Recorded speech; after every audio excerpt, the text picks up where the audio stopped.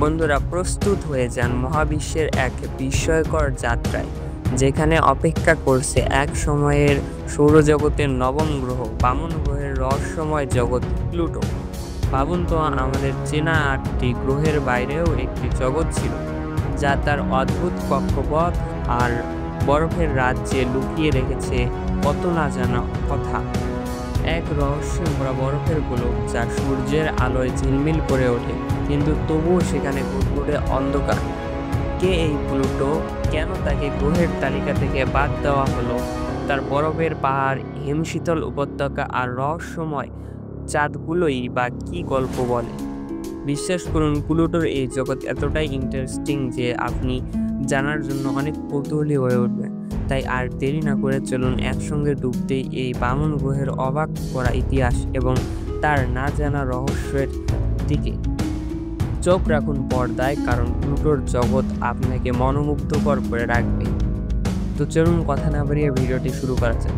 যারা নতুন দর্শক রয়েছেন তারা চটপট চ্যানেলটি সাবস্ক্রাইব করে বসে যান ভিডিওটি দেখতে।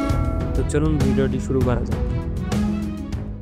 2006 সালে ইন্টারন্যাশনাল অ্যাস্ট্রোনমিক্যাল ইউনিয়ন অর্থাৎ IAU এর 26তম জেনারেল অ্যাসেম্বলিতে প্লুটোকে ডুও প্ল্যানেট বা বামন গ্রহের উপাধি দেওয়া হয়। 1977 সালে ভয়েজার মহাকাশযান উৎক্ষেপণ করা হয় বৃহস্পতি, শনি, ইউরেনাস, নেপচুন এবং প্লুটোর উদ্দেশ্যে। তার কিছুদিন পর ভয়েজার 1 পাঠানো হয়, তবে এই মিশনেও প্লুটো হাতছাড়া হয়ে যায়। 1930 সালে আমেরিকান মহাকাশ বিজ্ঞানী ক্লাইড টম্বার্ডে প্লুটোকে আবিষ্কার করেন। প্লুটো অন্যান্য গ্রহের থেকে সম্পূর্ণ আলাদা। এটি একটি বরফের গোলক, যার পৃষ্ঠের তাপমাত্রা -225°C। অন্যান্য গ্রহের অরবিট গোলাকার বা সামান্য ইলেকট্রিক্যাল, তবে প্লুটোর অরবিট সম্পূর্ণ ইলেকট্রিক্যাল, মানে একদম ডিম্বাকার। এটি সূর্যের চারিদিকে 27° অ্যাঙ্গেলে প্রদক্ষিণ করে। এর একবার প্রদক্ষিণ করতে 248 বছর সময় লাগে সূর্যকে। সাল 1840 সালে বিজ্ঞানীরা নেপচুন গ্রহ নিয়ে গবেষণা করার সময় দেখেন ইউরেনিয়াসের কক্ষপথে কিছু একটা যথেষ্ট প্রভাব বিস্তার করছে। তারপর সেটি নিয়ে বিজ্ঞানীরা গবেষণা করেন এবং নেপচুন আবিষ্কার করেন। এরপর আরও গবেষণার পর বিজ্ঞানীরা নেপচুনের পরে কিছু একটা আছে সেটি খেয়াল করেন। 1906 সালে লোবার নামে এক বিজ্ঞানী, তিনি এটি নিয়ে গবেষণা করা শুরু করেন এবং এর নাম দেন প্লুটো এক্স। 1915 সালে প্রথম প্লুটো অস্পষ্ট 2টি ছবি তোলা হয়। 18 ফেব্রুয়ারি 1930 সালে ক্লাইড টম্বার্ড প্লুটো আবিষ্কার করেন এবং যা প্লুটো এক্স নামে পরিচিত। 1987 সালে প্লুটো ভর বের করা সম্ভব হয়। এর ভর পৃথিবীর তুলনায় 0.2% এবং আকারে অনেক ছোট। প্লুটো এত ছোট হওয়ার কারণে ইউরেনিয়াসের কক্ষপথে এটি কোনো প্রভাব বিস্তার করতে পারবে না, তাই একে প্ল্যানেট এক্স থেকে বাদ দেওয়া হয়। প্লুটো পৃথিবী থেকে প্রায় 7.5 কোটি কিলোমিটার দূরে। 19 জুন 2006 সালে নাসার নিউ হরাইজন লঞ্চ করা হয়। এটি প্রথম মহাকাশযান যেটি সোজা প্লুটোকে টার্গেট করে পাঠানো হয়। দীর্ঘ 9 বছর 5 মাস এর যাত্রার পর, অর্থাৎ আজ থেকে 10 বছর আগে 2015 সালে প্লুটোকে অবজার্ভ করেছিল নিউ হরাইজন। প্লুটো পর্যন্ত পৌঁছানোর জন্য নিউ হরাইজন বৃহস্পতি গ্রহের সাহায্য নিয়েছিল। বৃহস্পতি গ্রহ পার করার পর নিউ হরাইজন গ্র্যাভিটেশনাল টান অনুভব করেছিল, যার ফলে এর গতি 20% বেড়ে যায়। 15 জুন 2015 সালে নিউ হরাইজন প্লুটোর কাছে পৌঁছাতে সক্ষম হয়, তবে নিউ হরাইজনের শেষ গন্তব্য প্লুটো ছিল না। একে আরও দূরে কুইপার বেল্ট পর্যন্ত যেতে হতো। প্লুটোর উদ্দেশ্যে পাঠানো প্রথম মহাকাশযান নিউ হরাইজন এর সাথে প্লুটোর আবিষ্কারক ক্লাইড টম্বার্ডের শরীরের কিছু অংশ পাঠানো হয়েছিল। এটি মহাকাশ বিজ্ঞানীদের জন্য অনেক সম্মানের একটি বিষয়।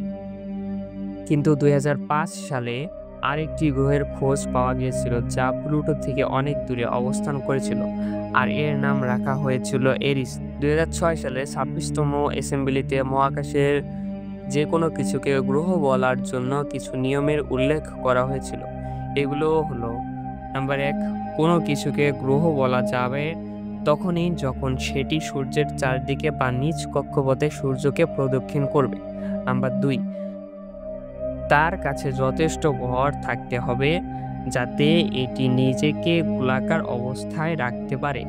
নাম্বার 3, গ্রহের আশেপাশে থাকা পিণ্ডগুলো হয় এর চারদিকে ঘুরবে বা গ্রহের সাথে মিশে যাবে। প্লুটো এই 3 নাম্বার নিয়মটি মানতে ব্যর্থ হয়। এই কারণেই প্লুটোকে নতুন শ্রেণীতে স্থান দেওয়া হয়। 2006 সাল থেকে প্লুটোকে ডুও প্ল্যানেট বা বামন গ্রহের পরিচয় দেওয়া হয়। তবে প্লুটো একমাত্র ডুও প্ল্যানেট নয়, বরং এরকম আরও 4টি গ্রহ রয়েছে। 2006 সালে প্লুটোকে ডুও প্ল্যানেট ঘোষণার পর 2015 সালে, অর্থাৎ আজ থেকে 10 বছর আগে, আমরা একে সামনে থেকে দেখতে পাই। নিউ হরাইজনের মাধ্যমে এর অভিযান এখনও শেষ হয়নি। ক্লাইড টম্বার্ডের অস্থি নিয়ে নিউ হরাইজন মহাকাশের যাত্রা বজায় রেখেছে এবং সামনের দিকে এগিয়ে যাচ্ছে। বন্ধুরা, এই ছিল বামন গ্রহ প্লুটোর এক শীতল ও রহস্যময় জগৎ। আশা করি সৌরজগতের এই দূরতম প্রান্তের আমাদের অভিযান আপনাদের ভালো লেগেছে।